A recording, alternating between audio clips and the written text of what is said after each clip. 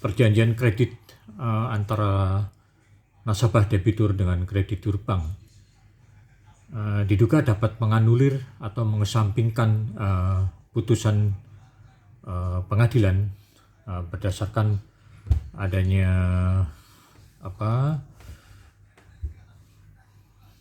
hak tanggungan atau untuk benda tetap dan hak fidusia untuk benda bergerak. Jas pengalamanku, logikaku, pikiranku, keyakinanku,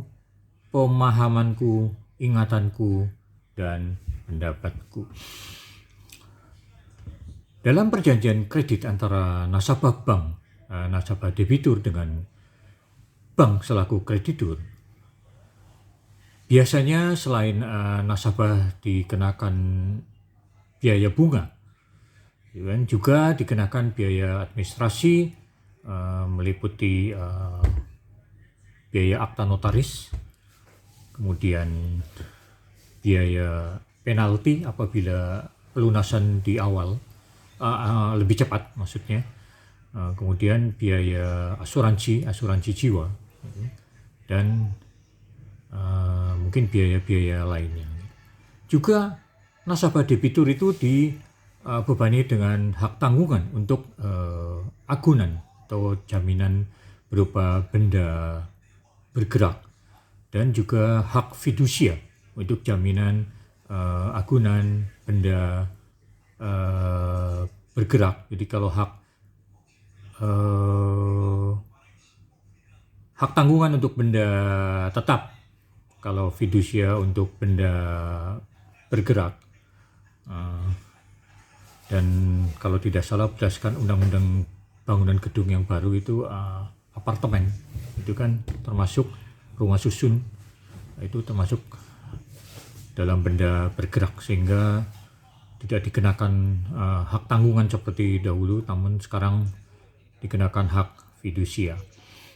Ya, jadi apabila nasabah debitur itu lalai atau wan prestasi, juga melanggar kesepakatan perjanjian, baik dengan ataupun tidak dengan surat teguran terlebih dahulu atau peringatan terlebih dahulu, biasanya agunan itu akan disita oleh bank, kemudian dilelang untuk benda tetap disita tanpa melalui putusan karena menggunakan hak tanggungan. Ya, artinya nasabah debitur diikat dengan hak tanggungan, dan untuk benda bergerak nasabah diikat dengan hak fidusia. Dan penggunaan hak tanggungan dan hak fidusia ini jelas tidak menggunakan atau diduga menganulir putusan pengadilan yang inkrah, karena dengan adanya penggunaan hak tanggungan ini dan hak fidusia ini, kreditur biasanya lembaga keuangan bank atau lembaga keuangan non-bank ini dapat melakukan eksekusi langsung tanpa melalui putusan pengadilan yang inkrah terlebih dahulu. Jadi menurut saya ini agak aneh, karena kita sebagai negara Rechtsstaat, negara hukum gitu kan, di mana semua permasalahan harus dilandaskan pada keputusan pengadilan gitu kan. Dan anehnya gitu kan, penggunaan hak tanggungan dan hak fidusia ini tidak berlaku bagi nasabah penyimpan yang juga berkedudukan sebagai kreditur yang menyimpan dana-dana pribadinya kepada debitur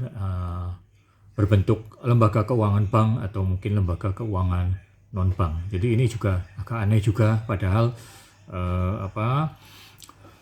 kalau terjadi krisis perbankan baik karena human error ataupun salah pengelolaan, biasanya dana-dana nasabah itu akan sulit kembali gitu kan. Jadi nasabah penyimpan ini butuh jelas jaminan seperti penggunaan hak tanggungan dan hak fidusia yang dapat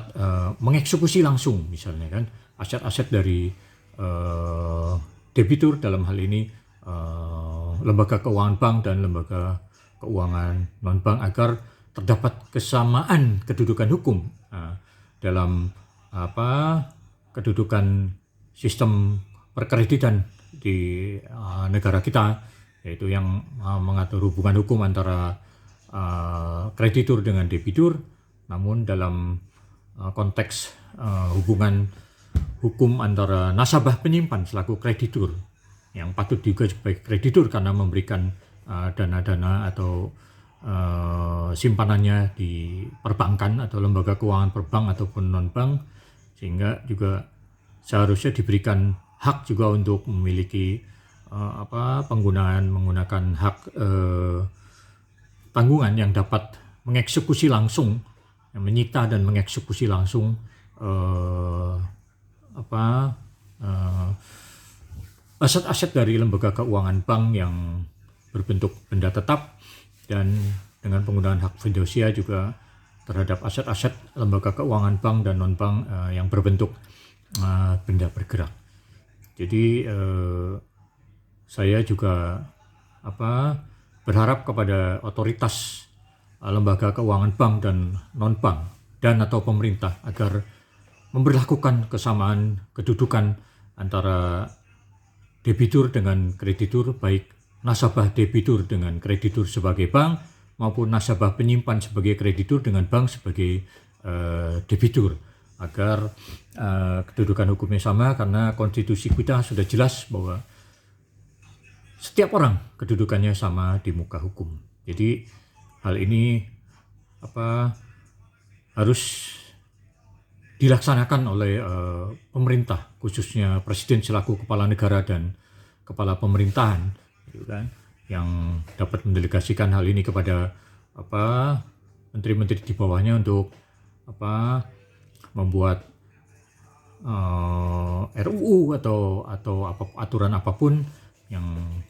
kemudian dapat diajukan kepada DPR untuk bersama-sama dengan presiden dan DPR diundangkan, sehingga hal ini juga dapat melindungi dana-dana nasabah penyimpan, gitu kan. Dan saya setuju dengan adanya sistem kredit, gitu kan, apabila kreditur, yaitu lembaga keuangan bank atau non bank itu menggunakan hak tanggungan dan hak fidusia ini untuk mengamankan dana-dana nasabahnya, karena keberadaan bank adalah berdasarkan dana-dana nasabah yang merupakan darah dalam tanda kutip bagi berlangsungnya lembaga keuangan bank dan non-bank. Namun karena itu juga berfungsi sebagai darah dalam tanda kutip, sudah seharusnya juga dilindungi oleh undang-undang atau aturan yang melindungi benar-benar nasabah penyimpan itu, karena nasabah penyimpan itu hanya mendapatkan bunga doang tetapi tidak mendapatkan jaminan apa-apa, dan jaminan itu hanya dalam bentuk mungkin lembaga penjamin simpanan, namun apabila terjadi krisis tidak ada jaminan bahwa uang nasabah penyimpan itu dapat ditarik saat itu juga. Itu padahal pada saat nasabah penyimpan menyimpan dana-dananya di lembaga keuangan bank ataupun non-bank tidak ada batasannya minimal dan maksimal, namun pada saat penarikan, ya kan, saya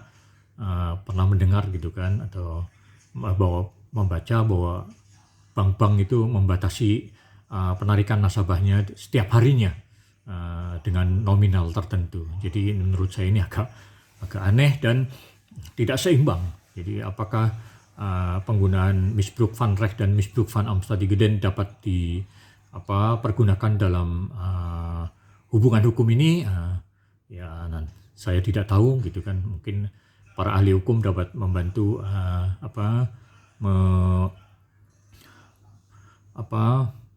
mempertimbangkan usulan-usulan ini untuk diajukan kepada pembentuk atau pembuat undang-undang, yaitu Presiden dan DPR. Demikian, semoga hal ini bermanfaat. Salam sukses dari Elemen Bali. Yes!